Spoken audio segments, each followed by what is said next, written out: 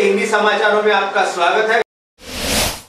31 दिसंबर की पूर्व संध्या तथा नए वर्ष के स्वागत में आपराधिक प्रवृत्तियों द्वारा किसी प्रकार की अनुचित घटना को रोकने के लिए पुलिस ने कोबिंग ऑपरेशन के तहत एक ही रात में पूर्व रिकॉर्डधारी बदमाशों को अपनी गिरफ्त में लिया है। रविवार का दिन इस वर्ष का अंतिम दिन रहेगा। नव वर्ष की पूर्व संध्या तथा नए वर्ष के आगाज के उत्साह का खुमार शहरवासियों में देखा जा रहा है, लेकिन नए वर्ष के जश्न में कोई खलल ना पड़े इसके लिए पुलिस प्रशासन की ओर से कड़े बंदोबस्त किए जा रहे हैं। साथ ही पूर्व रिकॉर्डधारी बदमाशों व तड़ीपार आरोपियों की धरपकड़ के लिए कोम्बिंग ऑपरेशन किया जा रहा है। इसी क्रम में बीते शुक्रवार की पूरी रात कोम्बिंग ऑपरेशन के तहत कुल 93 बदमाशों को हिरासत में लिया गया, जो पहले आपराधिक मामलों में लिप्त थे।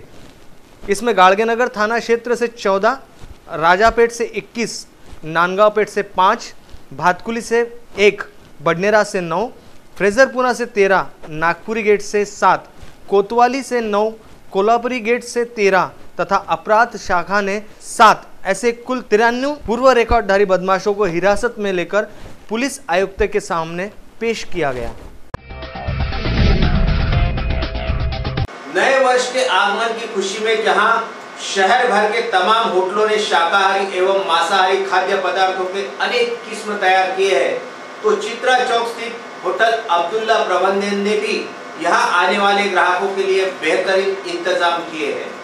कुछ ही घंटों बाद साल 2017 को अलविदा कहने के लिए हर कोई बेकरार है। नए साल की सौगात तथा साल 2018 की मुबारकबाद देने की तैयारियों का काउंटडाउन शुरू हो चुका है। घड़ी की कांटें अपनी रफ्तार से नए साल 2018 के सफर पर चल पड़ी है।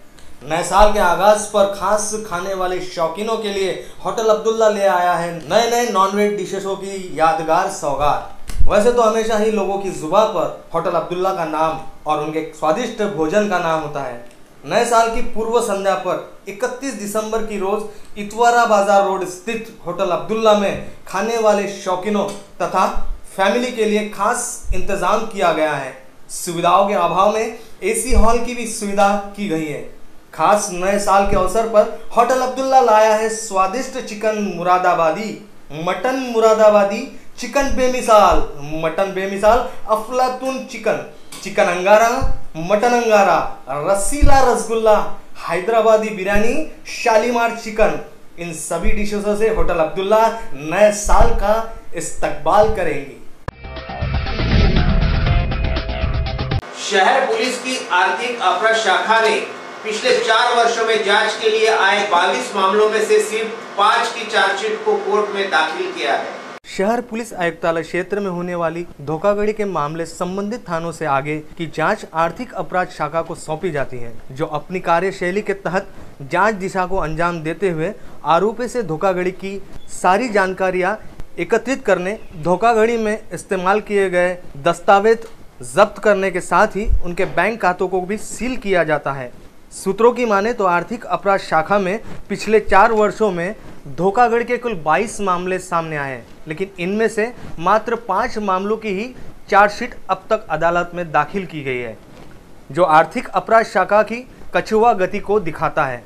अब तक ठगबाजी के मामलों में अनेकों आरोपी भी जहां जेल की हवा खा रहे हैं, तो कुछ जमानत पर रिहा है। आर्थिक गुने शाखा के मैं सितंबर से यहाँ चार्ज लिया हूँ। तब से 22 गुने पेंडिंग थे।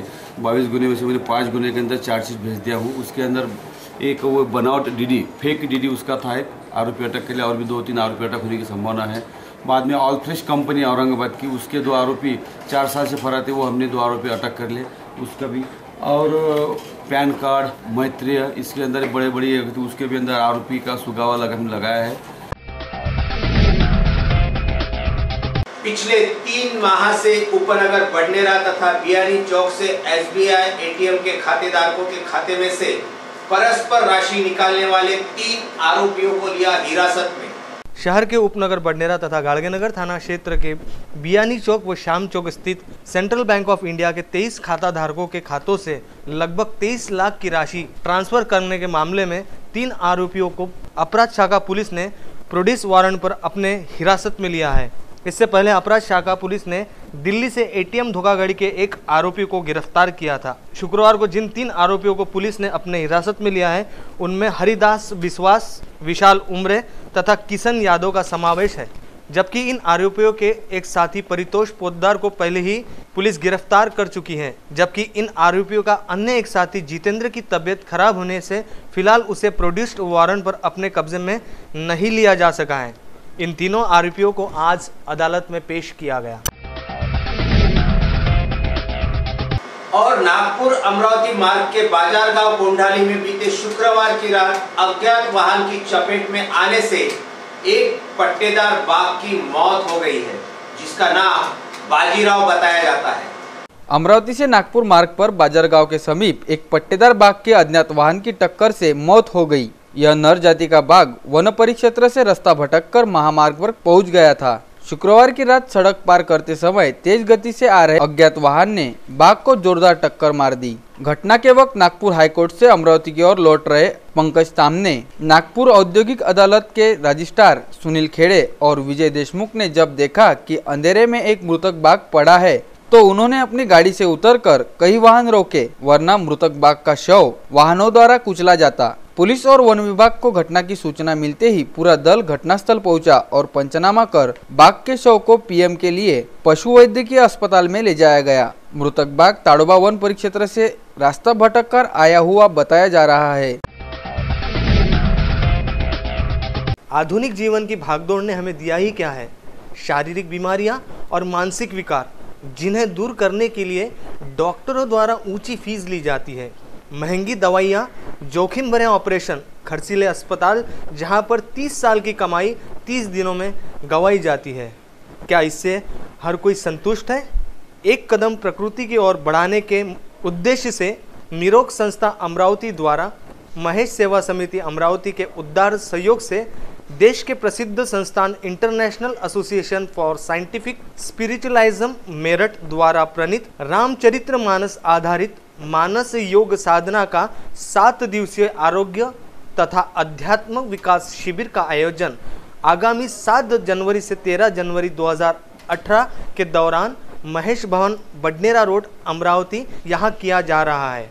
इस आरोग्य शिविर में प्रमुख मार्गदर्शन के रूप में डॉक्टर गोपाल शास्त्री, श्याम शास्त्री, सुरेश गाड़गे यह मौजूद रहेंगे। ये जो पद्धति है मानस योग साधना की, ये मेरठ के IASS संस्थान की खोज की हुई पद्धति है, जिसके अंतर्गत अगर हमने अपने भोजन पद्धति में बदल किया, अपनी आहार पद्धति को बदला, तो हम सभी बीमारियों से मुक्ति पा सकते हैं। इसमें हमको ये करना है कि शरीर को पूरे मल से मुक्त करना है, दिमाग को विचारों से मुक्त करना है और हमारे आध्यात्मिक और मानसिक शारीरिक सभी विकासों के लिए ये पद्धति काम देती है। अब वक्त हो चला है यहाँ पर रुकने का। कल फिर आपसे मुलाकात होगी नई तरोताजा खबरों के साथ। तब तक के लिए नमस्कार।